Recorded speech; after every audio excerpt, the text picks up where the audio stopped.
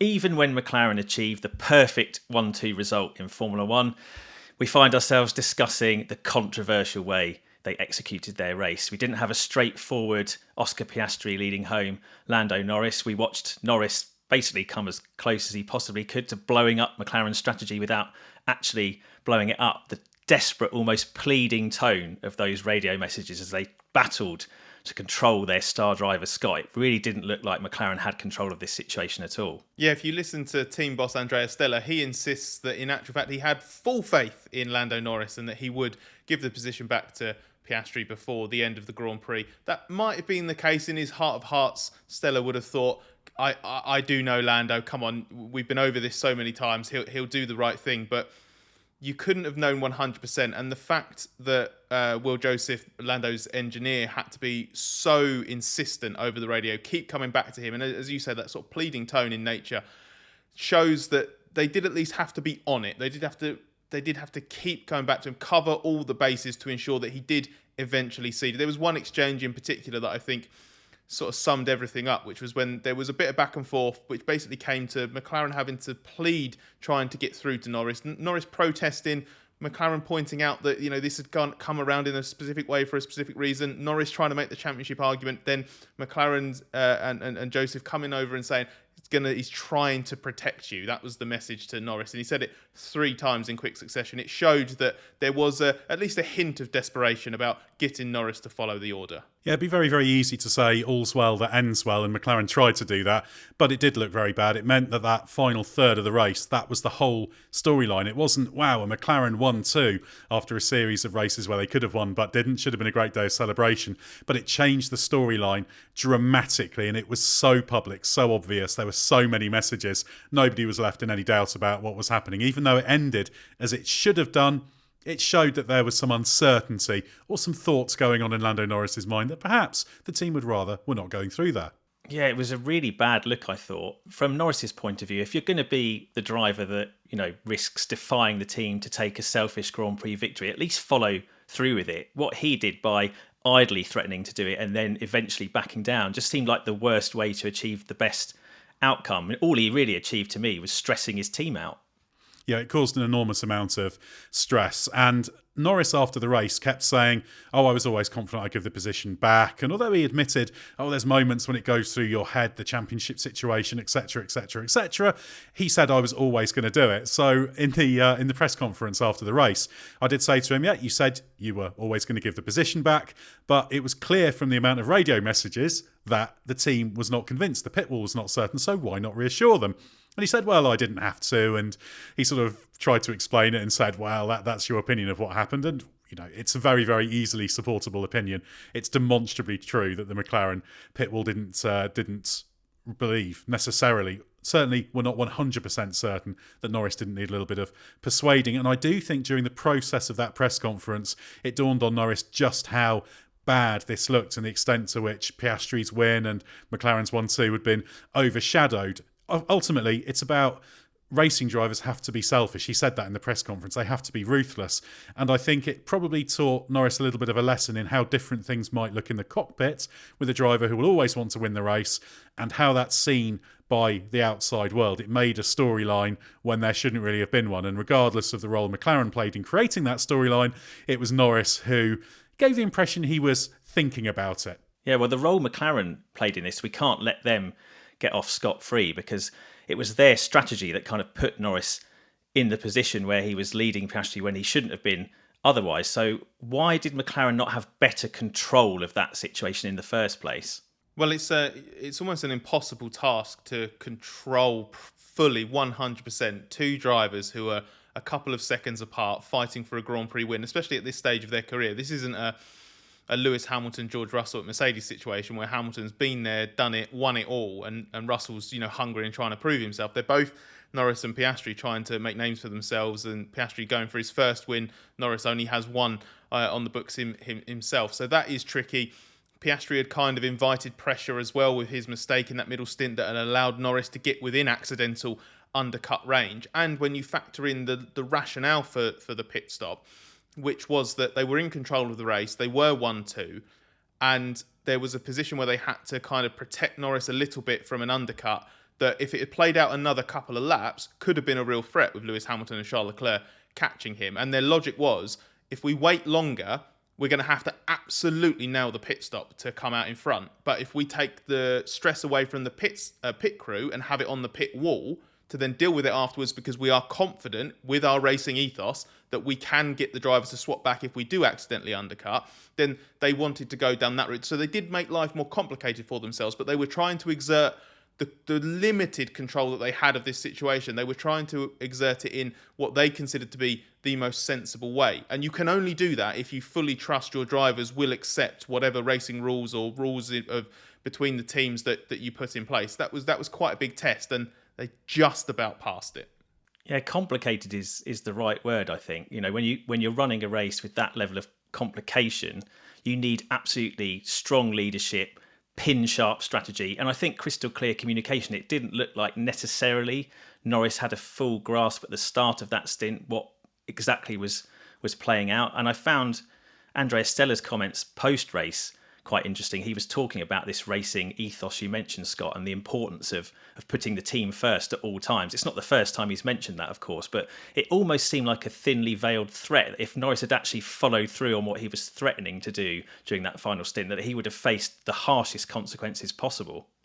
Yeah, well, Stella said that basically if you're not driving for the team, if you can't put the team's interests first, you don't have a place at McLaren. Now, that wasn't an emphatic, if you do this, as in you don't let Piastri through, you're going to get dropped and you'll never race for this team again. But it's basically you can't be part of this project long term. Not specific at Norris, but to anyone in the team. That's the culture. It's zero tolerance, basically. The team has to come first. And there's a clash of priorities there, the team interest versus the individual driver interest. It is really tough to manage, and that's why this was tested so much. You had every single element of this was stress tested in this moment. McLaren's ability and authority over its drivers, its ability to control its drivers, Norris's compliance, Piastri's ability to trust whether his teammate and his team would do the right thing by then, and that's why it comes back to that pit strategy that I talk about.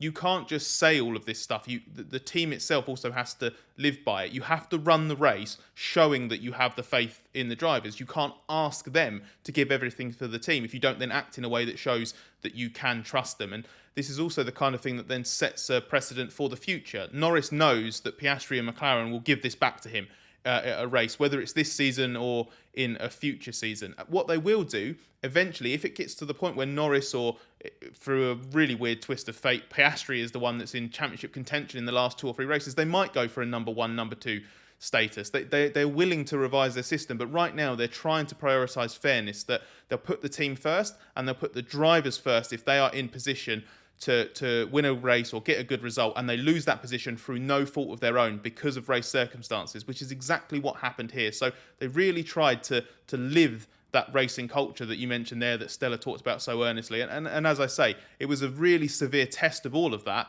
and I do think they came through it. You have to remember as well that this is a team, and drivers for that matter, who are learning how to be front runners. Forget all the history of McLaren, obviously, all those championships. This is not Senna or Prost era McLaren. This isn't even Raikkonen or Hamilton era McLaren. It's a new McLaren. It's a team that's growing up. It's immature as a front-running Formula One team. And you only mature through becoming battle-hardened, going through these situations, learning from it, ironing out those kinks and getting everybody in the team working in the right way. And this is actually quite a good opportunity for them to learn, because they still got the 1-2, they still got the order it should have been. So although it's a huge talking point, and it will have been massively discussed internally, and those discussions will still be going on as we speak, they've got away with it in terms of it hasn't actually tangibly changed the results. It may have changed tangibly what happens in the race, but they have to go through this to become battle-hardened. All teams have to do this. And actually, it's quite positive they're doing this now, because this will put them into a better position when they are full-on fighting for a championship, if you like. I'd contend they are fighting for a Constructors' Championship. Certainly, very, very long shot for the drivers. So this is a team that's growing up, and this will be part of that growing up process. And Andrea Stella is a guy who will make sure of that. He's quite a genial and pleasant guy out of competition, shall we say, but he's got a real hard edge to him. He was part of that winning culture at Ferrari going back to the early part of the 21st century, so he knows what kind of hard edge is needed, and he won't shy from taking the actions to try and make sure it's learned. It's about getting everybody in that team sharpened up and fit to win a championship, and I think this is quite a good race for them to have had because they got the results and they've been able to take on some of these challenges head on. Bit embarrassing, but very valuable. And it is a unique situation for McLaren to be in compared to its leading rivals. That the sharp end of the F1 grid isn't short of good driver lineups. Look at Ferrari and Mercedes. But where McLaren has a unique problem in that regard is this is a driver lineup that it wants to continue for years to come.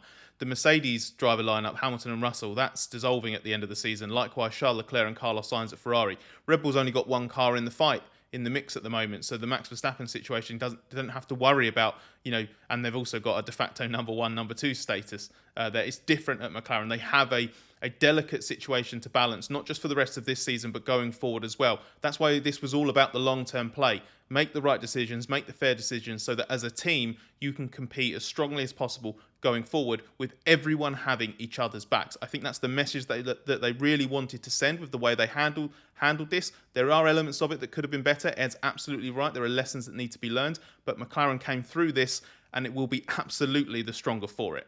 Yeah, well, speaking about the lessons to be learned there, obviously Lando Norris was kind of the weak link in this whole process. He's the one who really stress tested this whole McLaren racing ethos. So, Ed, if you're behind the scenes at McLaren, if you're Andrea Stella running the team meetings between now and Spa and the races beyond, what are you going to be saying to Lando Norris in terms of how he changes his approach for future Grand Prix? Well, first and foremost, you make it very clear that even thinking about defying that team order is not an acceptable situation. You stress the fact that actually, as he was told over the radio, you do need the team, and it makes sense for teammates to cooperate because one day you might be on the wrong side of a team orders call, the next day you're on the right side of it. So you have to be realistic about that. But also Norris can push back a little bit because he did say after the race they were allowed to race in that Grand Prix.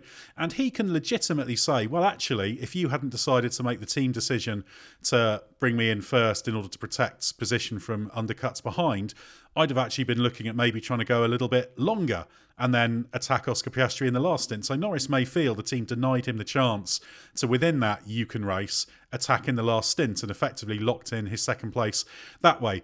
They need to go through these details. It's very, very easy to lay out a policy of, right, this is what you do for the team, this is the situation, but there's all sorts of complicating factors. Formula One races are extremely complicated, and if you try and simplify them into the little guidelines that they give drivers, there are these little cracks, these areas where things can fall through them, and actually Norris could build a case that actually, well, do you know what, I thought you did this, therefore I could contend I could do that. So it's about tying up those loose ends. But I think the key message for Stella will be, don't do this in public. Don't do that again. That went on for far too long. There were too many radio messages. It was too abundantly clear that the team, at the very, very least, did not necessarily believe he was going to cede position. And that was bad for McLaren. And that overshadows what was an absolutely fantastic day for that whole team. This is a team that's now at the front of Formula One. This is a team that's now a championship contender. This is a team that can get 1-2s on outright merit again. It's been a long time since we've been able to say that. That should be the big story for McLaren. But ultimately, because of what Norris did and because of those radio communications, it's not. It's been overshadowed.